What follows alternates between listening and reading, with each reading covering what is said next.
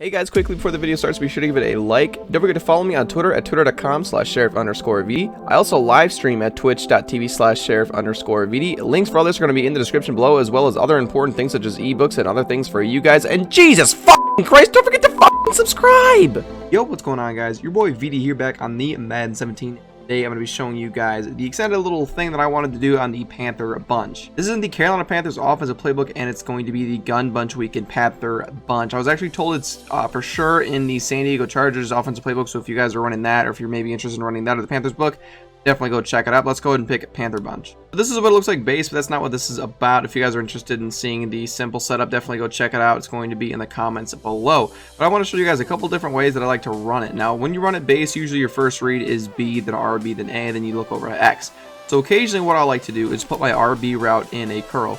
Now, that's probably my preferred way. God, Carson Wentz. Preferred, really, way of running the play is actually putting my RB in a curl route. I think the RB in the curl route does a really good job of pulling the zones back. Kind of like the A route does, but it pulls the zones back and leaves the B open underneath a lot better than he does when he's in the out route. That's an option as well. Remember putting that RB in a curl route. So right there is a perfect time to hit him whenever he's in coverage with the safety. So another thing that I like to do every once in a while is sometimes I'll slam my RB receiver, but a lot of the times when I slant someone, I'm usually going to end up slanting my A receiver. So if I slam my A receiver, that means I have two outs over the right, and then I have a slant on the inside. So this time I'm going to go ahead and hit my B receiver because that's who was open first, and here was a bunch of green down the field. Let's go ahead and slant the A receiver again. Maybe we could actually hit him this time. At the ball, that time we had the middle linebacker was blitzing, and of course Nelson Aguilar isn't able to hold on to the ball. But yeah, go ahead and slant your A receiver, and I think this is a really good one, especially in man coverage. And if fucking Jordan Matthews would pick that block, that would have been so nice. But in man coverage, that's probably my preferred.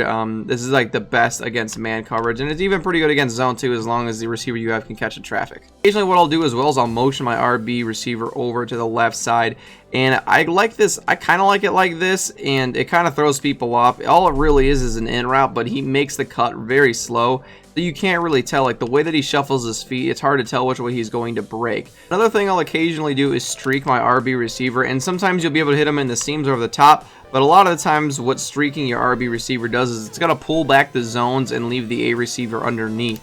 So when we streak our RB receiver, you're going to see, actually this time the A receiver got bumped pretty bad, so we just dumped it off to our B. When we streak the RB receiver, sometimes we can hit him in the seams, but a lot of the times the reason why we do is because it pulls the zones out of the way and leaves our A receiver open underneath him. So basically whenever we streak him, we're making the deepest route our RB route, which is making it so it's no longer the A receiver pulling the zones back for the route underneath, but it's the RB receiver pulling it back for the A receiver underneath, which is kind of backwards. Because right now, the whole point of the A receiver, for the most part in zone, is to pull the zones back to leave the RB open underneath. You guys can see that, well, this was actually man coverage, so it didn't really help as much, but in zone coverage, sometimes that A receiver is going to pull the zones back and leave him open underneath, like I'm going to try and show you guys here. You guys can see the fucking dot.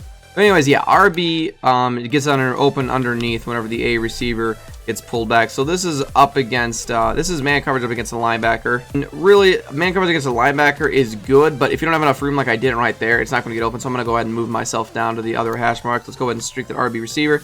So this is man coverage as well, and you should be able to just absolutely burn whoever they're up against. Nelson Aguilar does an awful job at staying in bounds, and it's not like Carson Wentz is doing a very good job of putting the pass where it really needs to be.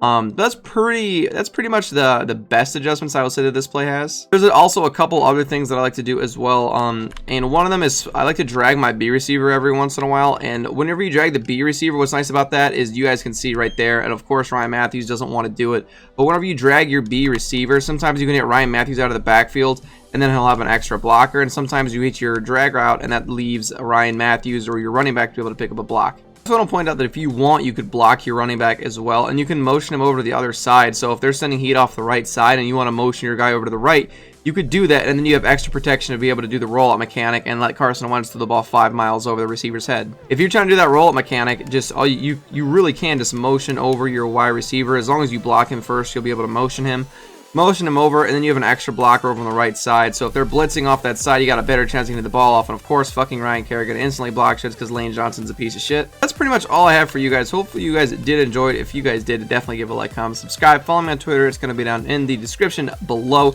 Let me know if this opened up your guys's, if it opened up like your minds a little bit as far as like the play, because you guys have to understand that Just because a play works stock doesn't mean that you can't make it your own. You don't have to, just because I showed you guys slanting your B receiver or something like that, that doesn't mean that you actually have to slant it every time. The play can be ran a number of different ways, which is why I like to play so good.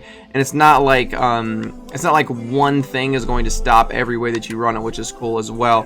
So yeah, go ahead and leave the comments in below if I helped you guys out. If this is really open up your mind, because sometimes videos like this, whenever I was first started playing Madden, it really helped me out and made me realize a couple concepts that I could do myself. But as always, guys, on top of the mountain where freedom was stood.